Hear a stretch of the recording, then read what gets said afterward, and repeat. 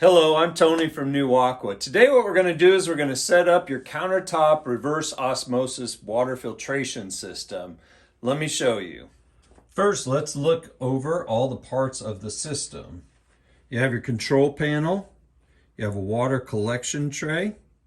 Back here is the water storage tank, and then in here is all of the filters. This is a complete countertop system. There's no connection to the water at all. What we're going to do is we're going to fill up the tank and run it through its flushing system. But let me show you the filters first. When you remove the back cover, you can see the water storage tank. Removing the secondary cover reveals the water storage tank and the filters. You can see that this is the RO filter here. You just twist and unlock and they pull right out. And even on the top it says RO. This is your sediment filter.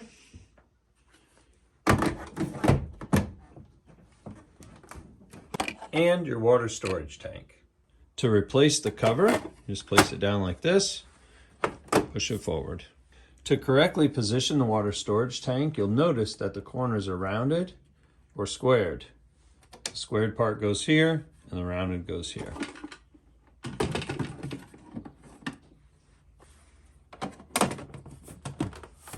Let's talk about the two-tank system.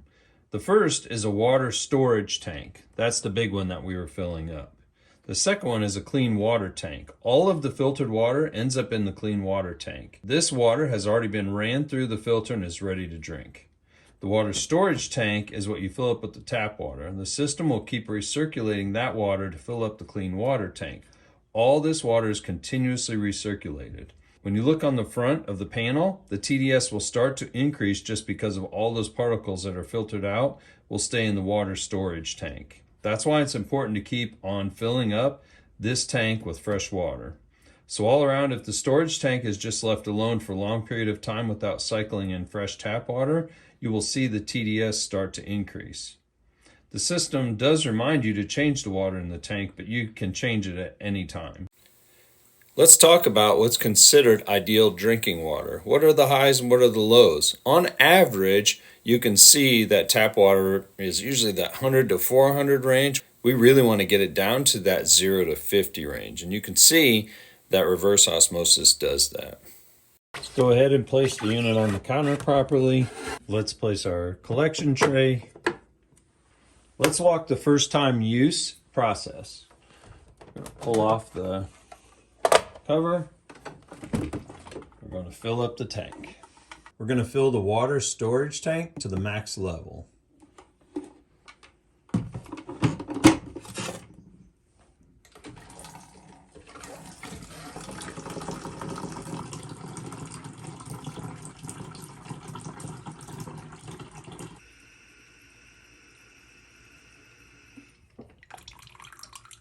Then insert the tank back into the system. Put the handle down, place the cover. Once you plug the system in, the water will begin to process. What it's doing is it's going through all of the filter system, flushing it completely. As you can see, we're at 4. I jumped ahead a little bit because it's a long process. You're going to fill the water tank like I showed you, and you're going to place it in here, let it do its thing, empty the water like this.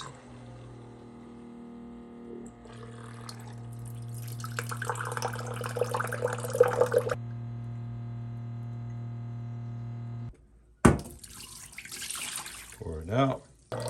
What you're doing is you're flushing all the junk out of from the filters and the water and everything in the whole system just to get it totally clean. Another option, because it holds so much water, is to just let it go right into the sink.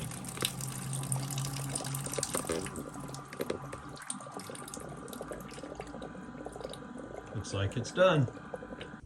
Let's refill it again. Just like that. Place the water storage tank back in the unit. Now we're on number 6. You can hear it going to work. Well, we're on number 7, so let's flush it out.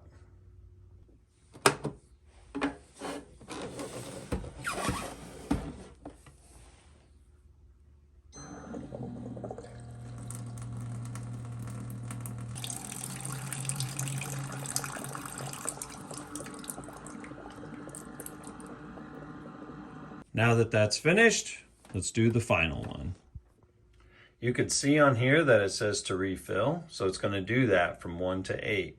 Once the system's ready, then it'll tell you that it's ready. So let's do the final flush.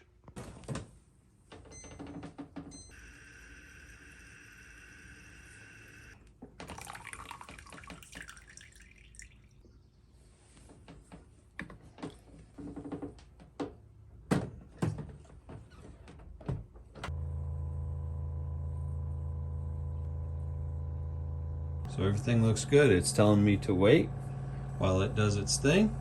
Then we should be good to go. So let's review the system functions on the screen. So as a disclaimer, the blinking that you're seeing is the frame rate, the refresh rate of this screen, and the camera's recording.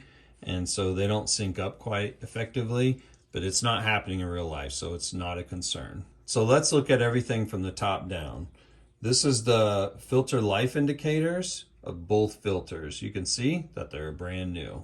So you'll see over time, it'll start to decrease, and then when it's at the minimum, then you know to change your filters.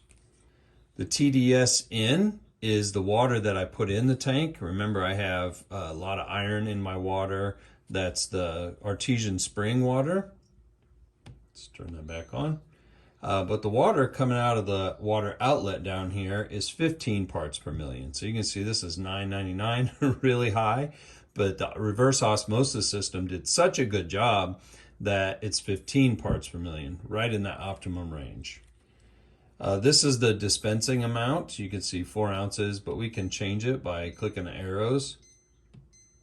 You can get what you want out of it. Down here is the temperature of the water, 68 degrees. That's what it is out of the artesian well, so that's what it is in here. Arrow controls, you can change the temperature. Wow, a whopping 200, so you can really get it hot. So you can manually select what you want it to be. Put it down to the normal. The child lock feature is turned on by default. When it's enabled, water cannot be discharged above 140 degrees. There are 2 colors this button may show. Red, child lock is on and cannot discharge water above 140 degrees. White, child lock is off and water temperature is not restricted.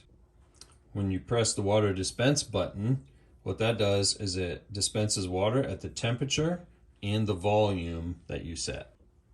Pressing the baby formula button will dispense water at 100 degrees at the current set volume. When you change the filters and need to flush the system, press those water arrows simultaneously. That'll bring it back to the whole flushing process so you can get things set up properly. Changing your filters is pretty simple. You just unplug the unit, remove the back cover, remove the water storage tank, slide this cover back and up, unlock your filter, pull them out, open the new one, put it back in, unlock your filter, pull it out, open the new one up, place it in, turn it and lock it. You'll see that it has indicator arrows in locked and unlocked positions. One thing to make absolutely sure of is that each filter gets placed in the right location. You'll notice that RO filter says RO right next to the location. PPC filter says PPC right next to the location. You'll notice that there's only 2 filters in the system, but there's a little more that meets the eye here. Inside our RO system filter is actually a granular activated carbon filter also. This helps with like your initial things of color, odor, taste, things like that. While the other filter remove sediment, sand, dirt with the sediment filter. And then also the carbon block filter. This removes chlorine, and all the compounds, VOCs, things like that. So there's a whole lot of filter power just within these two filters. Go ahead and replace your covers. Replace your water container and your final cover. Turn the unit back on. You can hear it kick on and working. Just making sure everything is good. Let's go ahead and give a taste test.